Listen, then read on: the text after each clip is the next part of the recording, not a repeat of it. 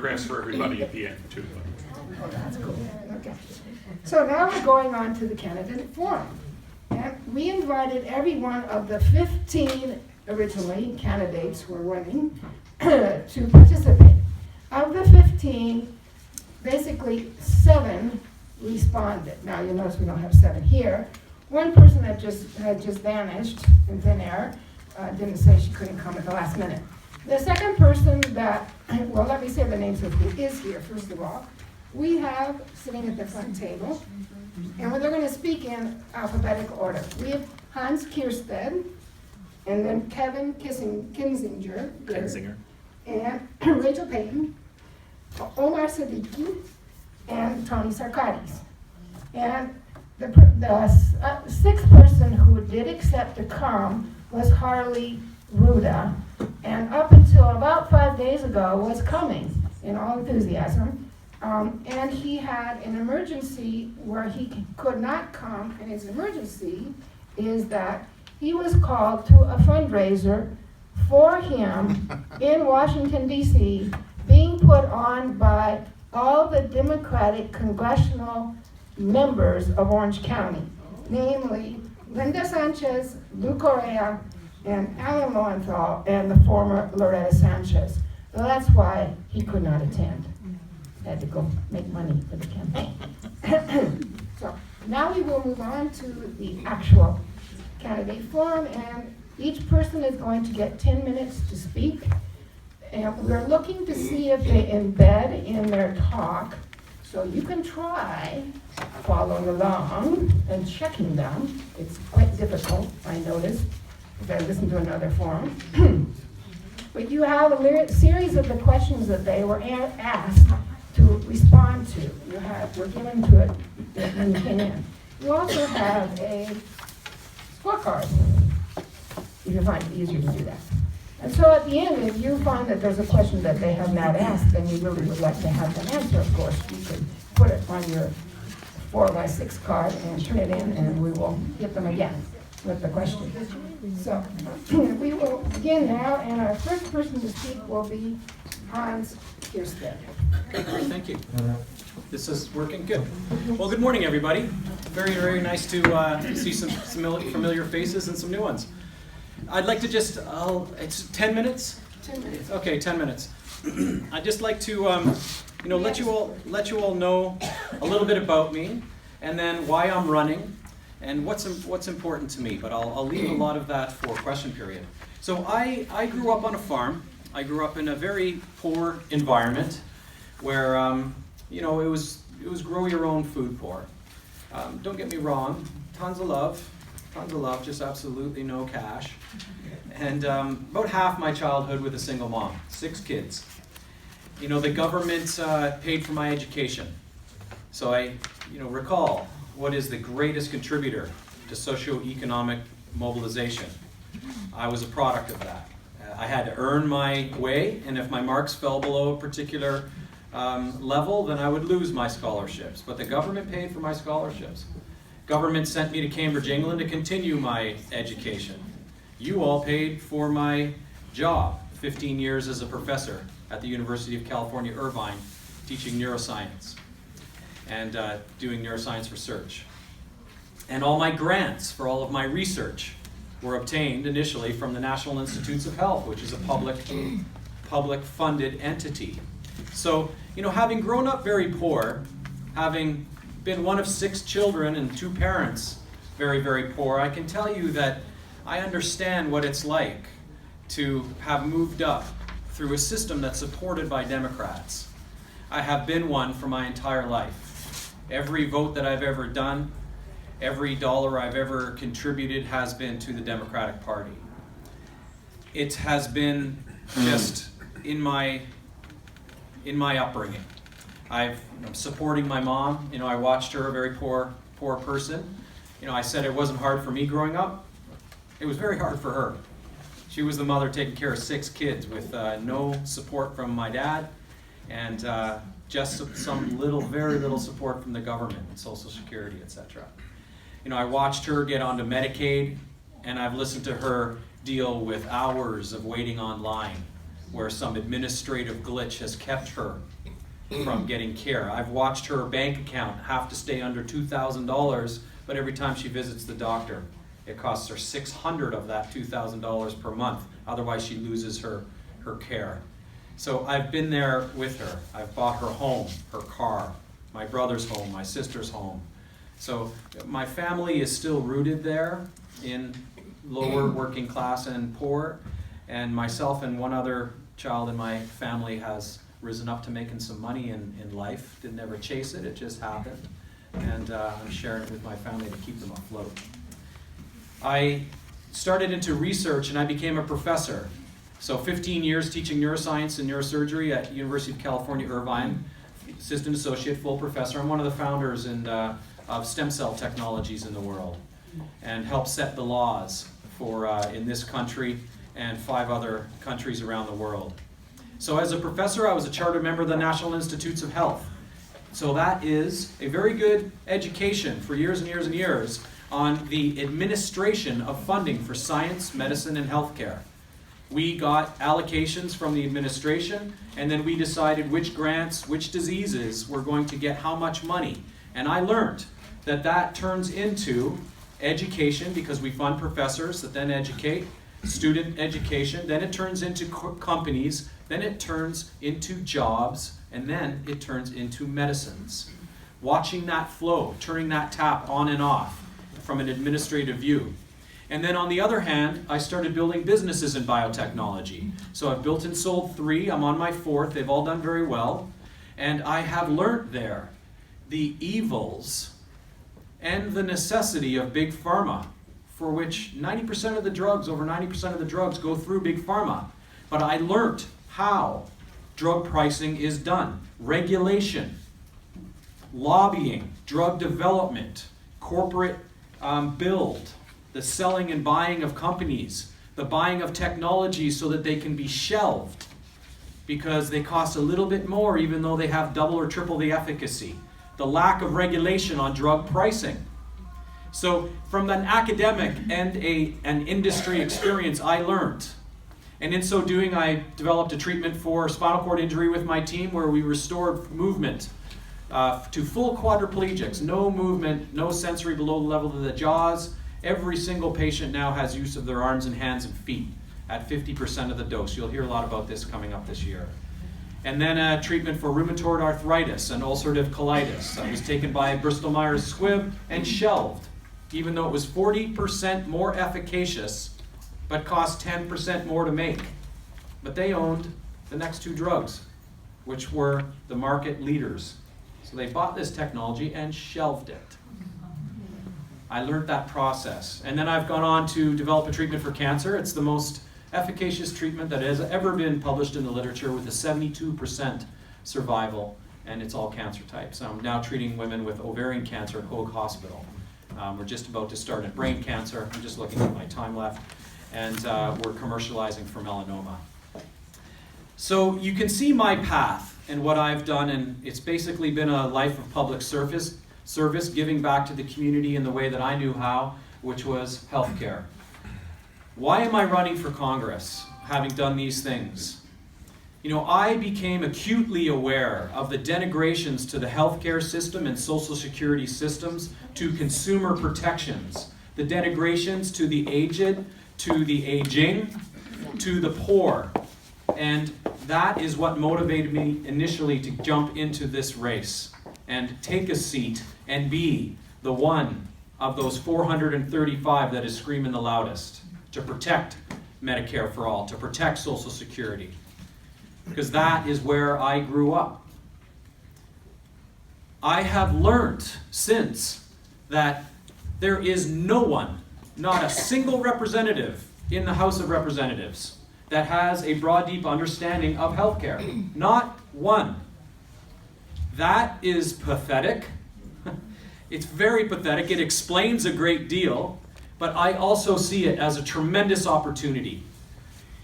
One's seniority is not only the time in office, but the field experience. And being the most qualified field expert in healthcare, science, and medicine, I will have an accelerated seniority equation, and I can be efficient for you. I won't be a freshman congressman with the hands tied behind my back, struggling to get my votes onto the floor, but rather I will be an individual who will have some clout and movement there and effective for you. I have realized that that seat for me is a perfect fit of my history. And that's why I'm running for Congress, because I see it as a greater stage to do good on, frankly. I realize now that if the clock were dialed back 30 years and I was coming to the United States as an immigrant like I did then, the doors of opportunity would be slammed in my face. I would not have those opportunities and risen to what I have become and been able to contribute in the ways that I now contribute to society. Let alone if I was a woman, LGBT community, someone with color in their skin. Those opportunities are even less. Our society has become one that works beautifully for the few at the expense of the many. And people over 50 are the many.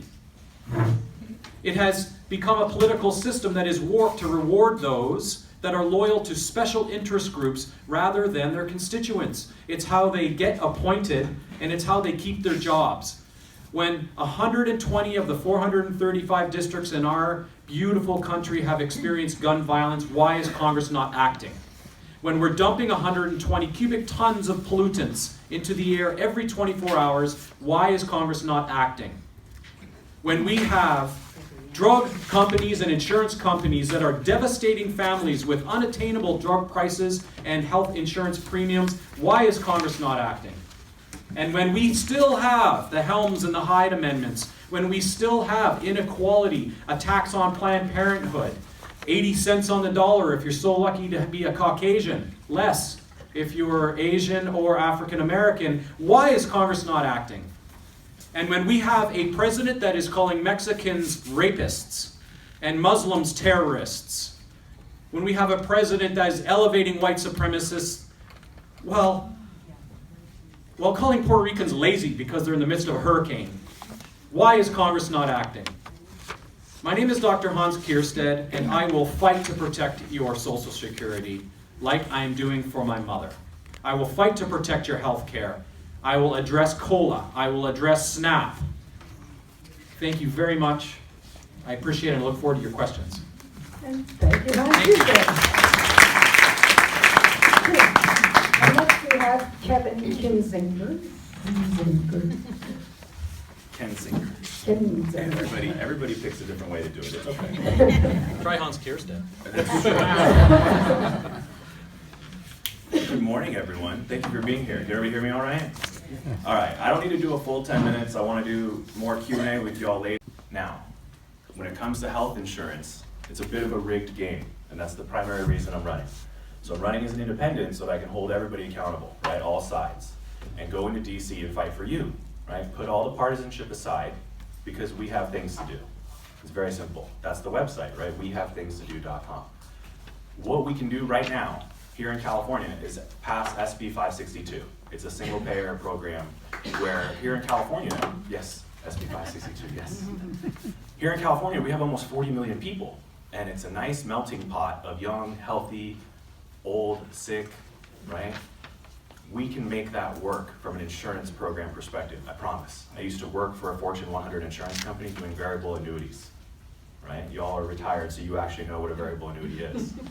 My friends just think I work with numbers. I'm Chandler from Friends, right? Now I work for a different investment firm, but with the same goal of helping you get some dependable income, not from the stock market, with different investment strategies. One of those investment strategies is a REIT, a real estate investment trust, where we buy two things in the REIT: data centers, the internet, right, and surgery centers, healthcare. So I know these markets, I know this demographic, and I know the fact that how many people in here are living on a fixed income, right? So when we talk about COLA, that matters because average inflation is 3%. So if the things that you're buying get more expensive year over year over year, but your income doesn't, what happens? Your buying power gets lower and lower and lower, right? And jumping back to health insurance real quick, I got bad news. Y'all are not profitable for a health insurance company. You spend 80% of your health coverage money, 80% of the dollars you spend in your life on healthcare come in the last 6 months of your life. It's a little bit morbid, but it's true, right? You're not profitable to the health insurance company because they know that you're about to become, or already are, very, very expensive. I'm sorry. But that is why we have to get the Medicare recipients, the VA recipients, the Medicaid recipients, all in the same pool with young, healthy people. That's what happens when you do a single payer program. So if we launch that here in California and it works, and I'm pretty sure it will, we can do that nationwide. So what I'd like to do in DC is immediately drop the Medicare enrollment age to 55. We gotta do that right away. The minute that we help people with their health insurance costs, they have more disposable income, right? Even my family, a young healthy family with a PPO, blah, blah, blah, month over month, we spend a ton of money on health insurance. We gotta get that burden off the employer, get that burden off of you. We can run the whole thing for 3%, right? When you do health insurance, it's a passive business line. It's not a true good or a service, right? You let the doctors and the pharmaceutical companies continue to operate in a capitalistic private sector market, but the government provides the insurance. It's very simple, and we can do it. The rest of the world does, right? So don't let them tell you you can't. Don't let them tell you it's too expensive. You can regulate and you can negotiate in the world. That's just the two options that we have from governance, right? You can regulate or you can negotiate. I like small government. I like a social safety net, like Medicare and Social Security, but I like limited government. So I don't always want to regulate first. I want to negotiate first. But like I mentioned before, if you pull together Medicare, Medicaid, and the VA, you already have 143 million people. If California's on a single payer system and you throw those 40 million in, you're at around 200 million people in a country of 330 million. If I get to go to Big Pharma with 200 million people in my insurance pool, do I get to negotiate for better prices? You're darn skippy, right? Then they don't have to buy a patent and shelve it because we're already keeping their first drug prices down by negotiating lower, right? Shelving a patent is not a new thing. The car companies did it for years and years. They bought all the lithium battery technology and all the electric car technology and shelved it because they were busy selling fossil fuel engines, right? So that's not new. Negotiate or regulate. I'd like to keep the rest for questions at the end, so I'm going to pass it over to Rachel. But again, I'm running as an independent so I can hold both sides accountable. I don't need to do the big partisan thing. I want to be able to go in and kick the tires on both sides and hold everybody accountable. So, Kevin Kansinger, thank you very much. Thank you.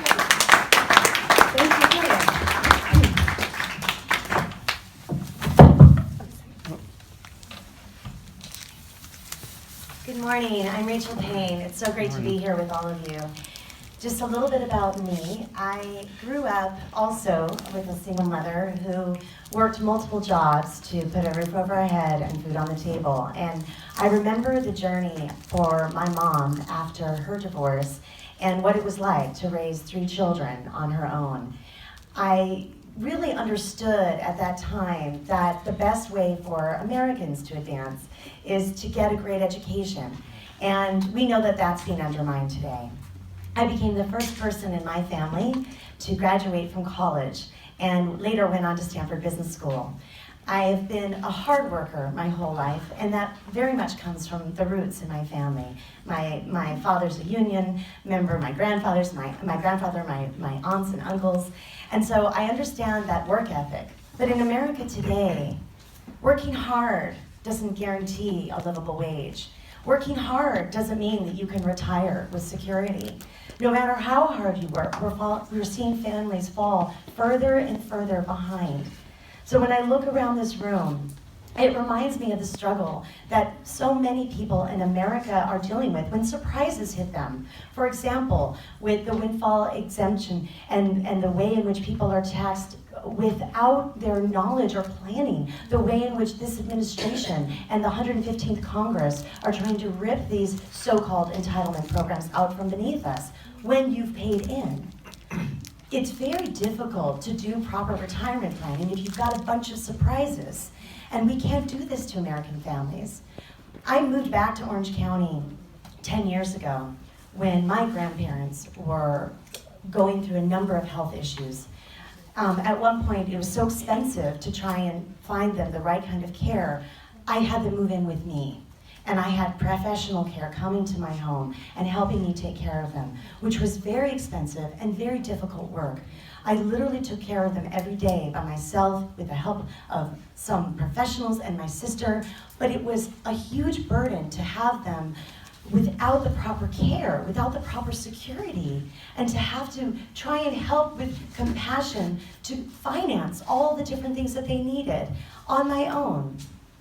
I have great honor in helping them see them through that journey, through the end of their life, and it was a very important experience for me because we were very close. But no one should have that degree of uncertainty. No one should have to struggle that much, that late in life, especially when you've paid in your whole life. When I look at what's been going on with this Congress, even the word entitlement is wrong. It's not an entitlement. It's a social safety program that you've paid for and that we must guarantee. Right now, in the year 2034, we're looking at our benefits reducing to 79%. And we don't have a plan for sustainability. I think excellent points have been made about ways to do that.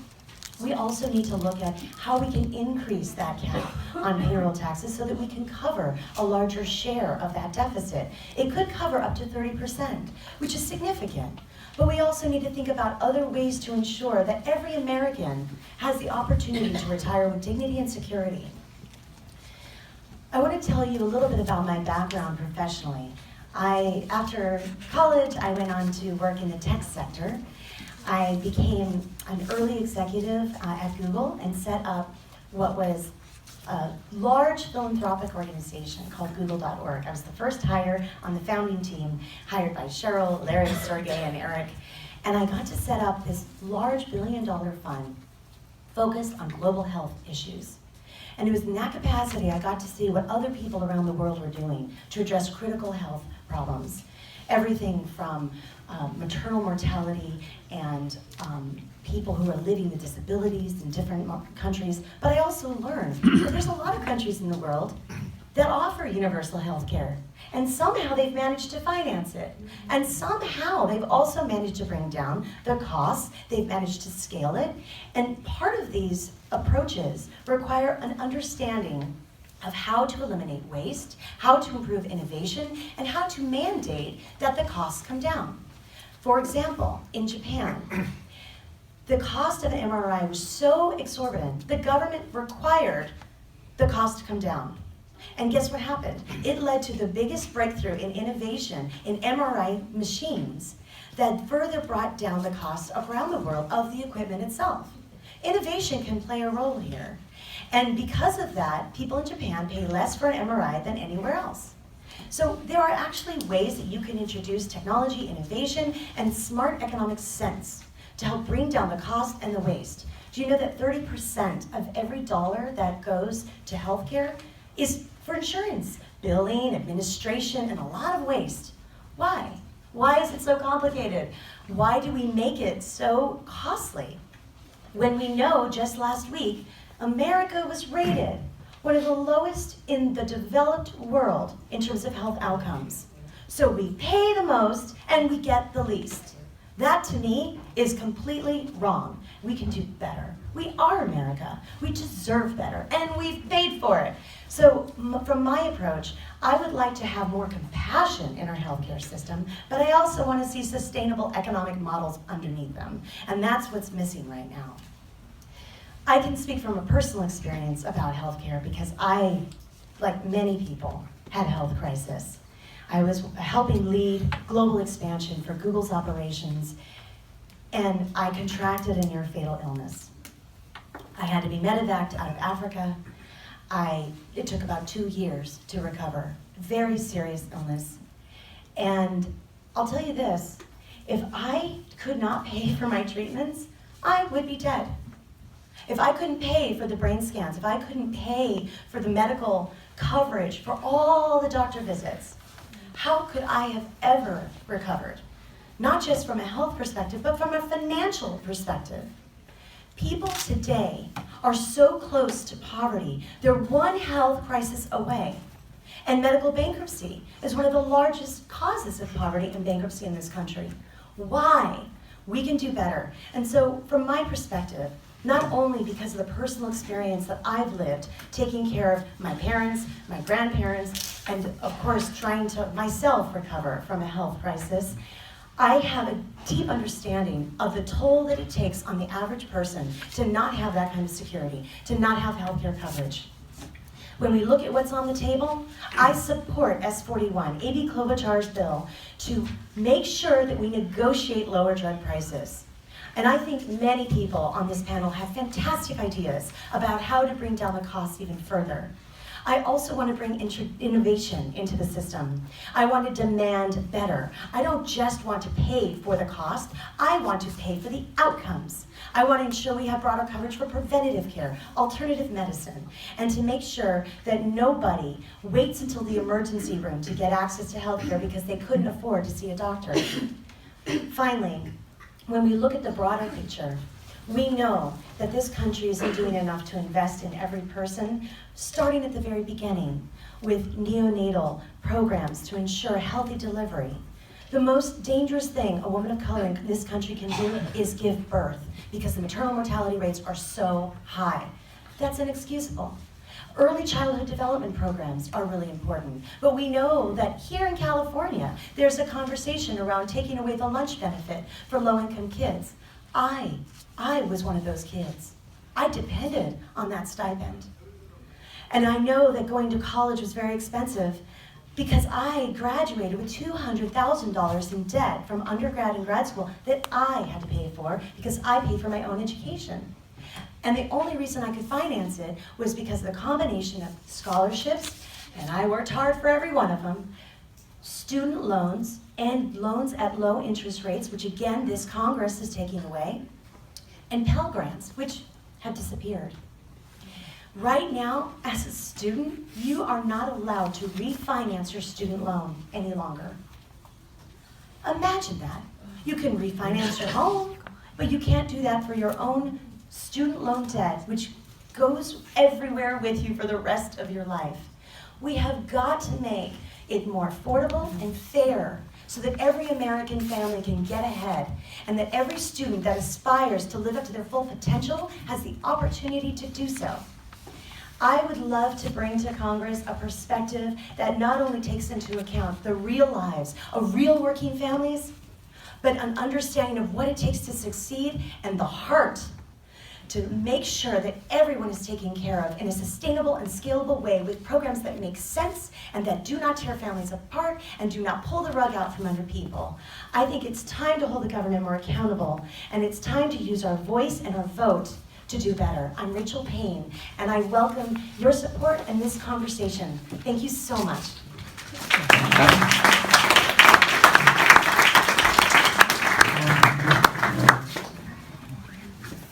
Good morning, everyone. I hope everyone's doing great today. My name is Omar Siddiqui, and I'm running for Congress here in California's 48th District against Dana Russia-Backer.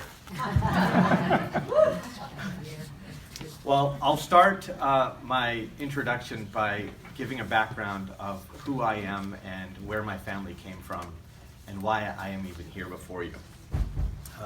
I am the son of an immigrant father. My father was born in British India in the 1930s, and my father was blessed for being an engineer at a very young age, in his teens. And a British officer who my grandfather worked for advised him that there's no future in that war-torn India, now becoming India-Pakistan, and that my grandfather should send my father to the future. And my grandfather, of course, asked this British officer, well, where is the future? What is that? And this British officer says, well, send him to America. That's the future. But my father's family didn't have the means to send Dad to America. So this British officer helped my father apply to graduate schools here in the country. And the first school that responded of all the schools was the University of Minnesota. I met a fellow University of Minnesota grad over there. And what Dad did is he made his way to America on board of all ships, thanks to this British officer, the Queen Mary, the very same Queen Mary that's in Long Beach. But what my father remembers the most is that when he saw the Statue of Liberty and he saw how welcoming it was. And you have to remember, he was a teenager at this time, and he comes to port, and he comes into the country. This was before TSA, before passports, before any of that. He comes into the country on an admissions letter for graduate engineering school. My dad had to make his way from the port to the bus stop to make his way to Minnesota. So my dad gets in the cab, and the native New Yorker cab driver asks him, "Son, where's all your stuff?" And my dad's like, "This is all I have." This cab driver says, "Well, you're going to freeze in this New York winter, let alone Minnesota." So this cab driver drives my dad to a used clothing store and picks out jackets and mittens and hats and scarves. My father was very embarrassed. He couldn't pay him for that. But the cab driver said something that sticks with my father and has stuck with me. The cab driver said, "It's on me. Just make a promise to yourself that you're going to do something for your country, that you're going to pay it forward." That was a big impact on my father, because you can imagine, he's by himself, away from his parents. He makes his way to Minnesota. He graduates with a master's degree shortly thereafter, and then fate changes to bring him to California. Governor Brown, yes, the father to the current Governor Brown, recruits Dad to work on the water projects as a civil engineer. And so Dad came to California in the early 60s to work on water projects. That's where I come in. I was born in the 70s here in Orange County. I'm native. I went to Orange County Public Schools in the footsteps of my father and a hero of mine, Benjamin Franklin. I loved the idea of being engineer, scientist, inventor, but at the same time, statesman, humanitarian, and in the arts. So what I did is, after graduating with my bachelor's and master's degrees in engineering from USC, I went to Loyola Law School, where I had the honor of studying under Professor Johnny Cochran, the same Johnny Cochran from the OJ trial. And that's where I fell in love with trial work. I fell in love with fighting and advocating. So after graduating law school, I joined a large law firm for 4 years and started my own law firm in 2004 in Costa Mesa. That's how I got to my background. However, you may be wondering, well, if you're an engineer and you're a lawyer, how did you end up in politics? In 2010, the FBI reached out to me to garner my assistance in matters of national security and counterterrorism. The short version of that long story is, in essence, I was the attorney that uncovered and derailed President George W. Bush's Operation Flex spy program, a program that was sending undercover spies into places of religious worship in Orange County in Southern California shortly after 9/11. As the attorney that derailed President Bush's spy program, I had a reputation with the FBI as being the attorney that uncovered this expensive agent, but I also had a reputation as being the attorney that fought for civil rights and constitutional rights. So President Obama reached out and essentially wanted us to help with building and bridging a gap for national security. So I started working with the FBI since 2010, and I've been working in ensuring that our nation remains safe, but at the same time, making sure that we do so within the confines of the Constitution. Because there's one thing that I've stressed, and I've stressed this a lot, I've worked with Director Comey, is we cannot compromise who we are in essence of national security. Well, that started my road to politics. That started my road to making a difference. In 2015, November of 2015, I was venting to President Obama about how this candidate Trump is talking about building a wall and banning Muslims and creating division and scaring people, taking our country backwards, not forwards, how we've come. President Obama, he let me go on a good 8-9 minutes before he finally said, "You know what, stop. You changed FBI policy from the outside. You changed the Operation Flex program from the outside, from President Bush. Why are you going to complain about it? Are you waiting for John F. Kennedy to come? Are you waiting for Martin Luther King to come? They're not going to come. It's us. It's you. We are the change we seek," as he says. At that point, I started to reflect. As a lawyer, I started to reflect. What am I using my talents and skills? What's going to be best for our country? In April, just 1 year ago, April of 2017, I had a meeting with FBI Director James Comey, who's been in the news a lot lately. And I was telling Director Comey, President Obama thinks that I should run for office and do something about it. What do you think? And essentially, Director Comey said, you know what, there's no time for you to stand around. You got to do something. But at the time still, my focus was on a project I was working on called the Diversity Agent Recruitment. And what my plan was there was I was trying to get more Arab, Jewish, Muslim, Korean, women Americans into the FBI because the FBI was lacking diversity. But the problem I was having is that most of these applicants didn't want to join a Trump non-diverse FBI. Director Comey was livid. He knew, as I did, which was the whole purpose of my project, was I needed to bring diversity for purposes of national security, not just for a publicity photo. Director Comey committed. He said, you know what, I will come to LA, I will come to the event that you're hosting, I will tell those recruits firsthand why it's critical that we have diversity in the FBI and why it brings our country strength and it's not a weakness. You can imagine the event that I was putting together mushroomed in size. Everyone wanted to hear the director himself. Of course, that day, I was very excited. I was on my way to the event, which was in Hollywood, and my phone starts ringing. I carry two phones, a law firm phone and an FBI phone, and my FBI phone started buzzing like crazy. And essentially, people were asking, is the event still going on? I'm like, well, why wouldn't it be? Well, because President Trump has just fired Director Comey. So if many of you wonder why Director Comey was in Los Angeles that day, it was for the Diversity Agent Recruitment event that I was putting together. That was my impact. That was the day that I will not forget in May of 2017 that I realized, like President Obama said, we are that change. Like Director Comey said, there's no time to stand around, that I made that decision to do it. When you look at who you want to represent you in Congress, yes, this is a job interview. And I'm taking this as a job interview. And all of you in your careers have had to submit a resume and talk about your education and your experience.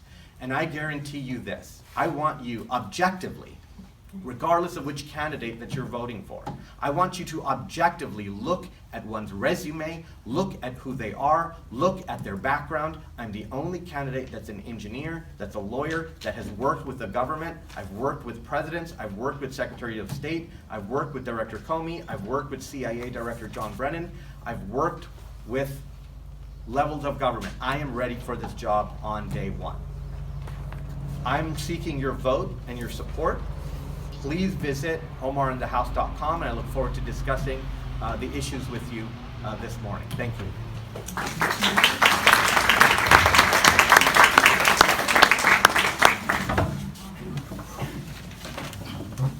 I don't think there's enough room for me to stand, so I'm going to stay seated here. That's okay, I'm fine. Also, you can use this one. No, it's working just fine. Well, good morning. Thank you to CARM for putting this event on. John Bauman, thank you for the great warm-up that you did today. You know, as a kid, I remember the show, the Sha-Na-Na show, that you didn't really talk about it all, but I really enjoyed that show, the singing and the comedy that was in there, and I really appreciate you being here today. That's a great thing that you're volunteering to do, to bring awareness to the benefits that are at risk for seniors. So my name is Tony Zarkadis, Tony Z, running for Congress in the 48th District. I'm a Democrat, a former Marine captain, and I'm running to save the middle class. We all know that the primary is coming up fast, right? On what date? June 5th, okay? And that's just a few weeks away, so it's definitely getting to the end here of a long process. I want to go right into the subjects that you all came here to talk about: Social Security, Medicare, and Medicaid. And I want to start by asking the audience, who created Social Security? Franklin Roosevelt, right? And more broadly, the Democrats. So John said that he's nonpartisan, but I am partisan. So the Democratic Party created Social Security, and how many people here are Democrats? Okay, everyone should have their hand up, because if you're relying on Social Security and Medicare to butter your bread, then I can't understand why you would not be a Democrat. And I run as a Franklin Roosevelt Democrat. That's who I look back on and say, was one of the great Democrats along with LBJ. What is the value of Social Security? How much would you need? Everybody talks about, oh, Social Security, it's barely enough to live on. You would need, and I bet Kensinger can back me up on this, $1 million to buy an annuity that would give you the same benefits as Social Security. A guaranteed payment monthly, adjusted for inflation, transferable to a spouse. Okay, that's an expensive benefit to try to buy from an annuity. And how many people here have saved $1 million in their working lives? Not too many, right? It's pretty hard to save $1 million for retirement on your own when the median income in this country is $60,000. That's household income. That's probably 2 people working. That's not just one person's income. So $1 million to buy an annuity that would equal what Social Security pays. So obviously, this is a pretty good deal, all right? And it was created for a reason after the Great Depression because so many seniors were in poverty. I think somebody mentioned before, half of all seniors were living in poverty before Franklin Roosevelt implemented Social Security. Now how many seniors are in poverty, that age group? 9%. The lowest of all age groups are in poverty is seniors because of Social Security and Medicare. When we had the Great Recession in 2008, seniors did okay, right? They didn't lose their income. Their Social Security check still showed up. They didn't lose their health care. They still had Medicare. So Social Security was that rock that was there for people when the economy collapsed. Too bad it's not there for young people, or at least a Medicare for All type program is there for young people when they lose their jobs in a recession or a depression like we just recently had. Everybody talks about how much we pay into Social Security. So who knows what the cap is on Social Security right now? Yes, sir. 127K. 127K, that's close. I checked it this morning, 128.4. Okay, and that leads to, and that's good enough on other people. There was a prize. How many people attended Wimbledon in 1902? You missed it by 2.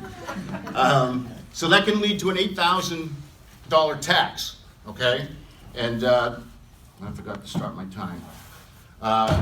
That's what I pay, because I'm maxed out on Social Security.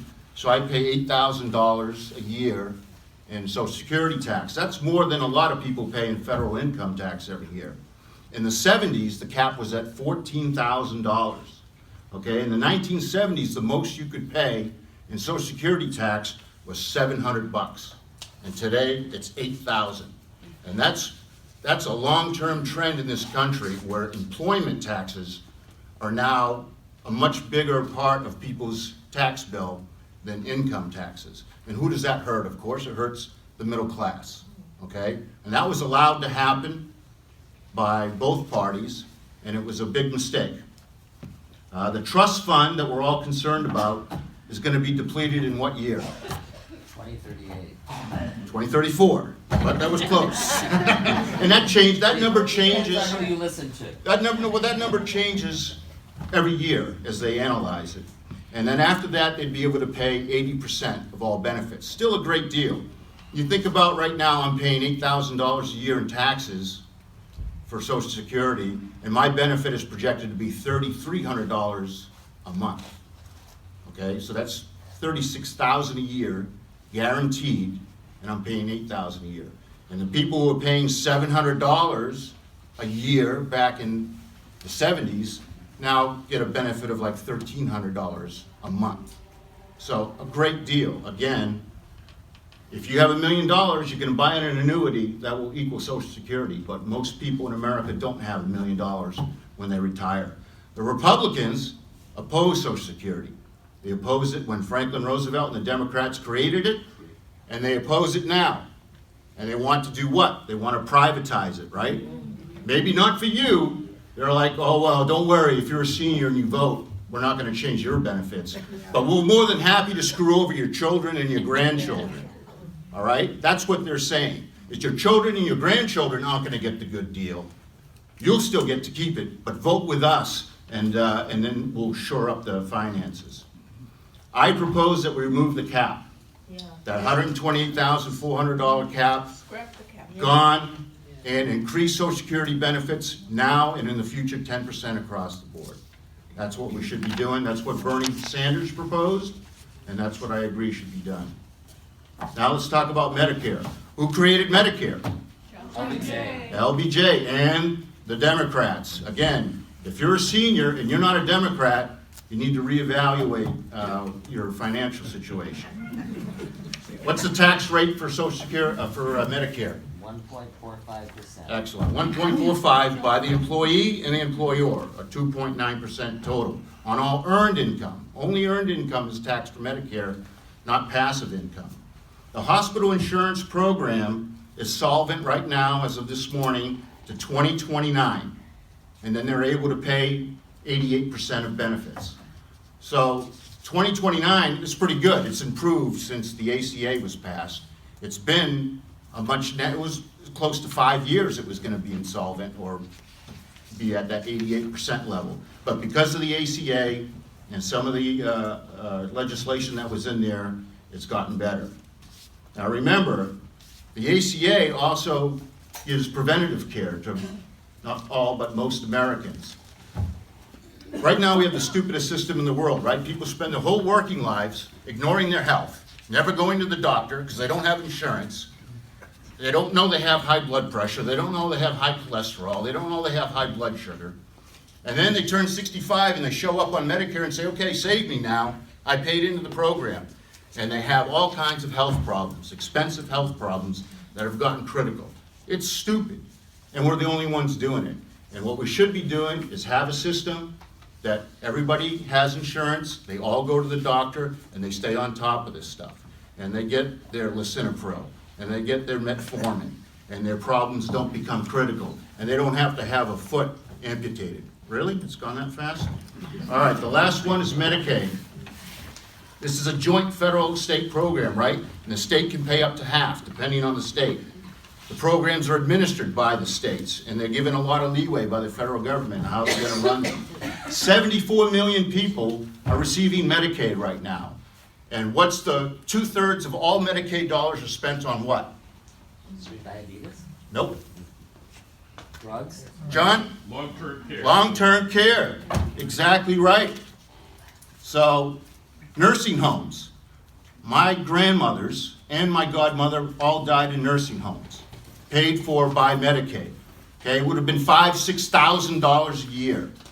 If you think Medicaid is just for the poor, you better think again, when 2/3 of that money is going for long-term care for ordinary people like us. I look forward to your questions. What's your website? TonyZforCongress.org.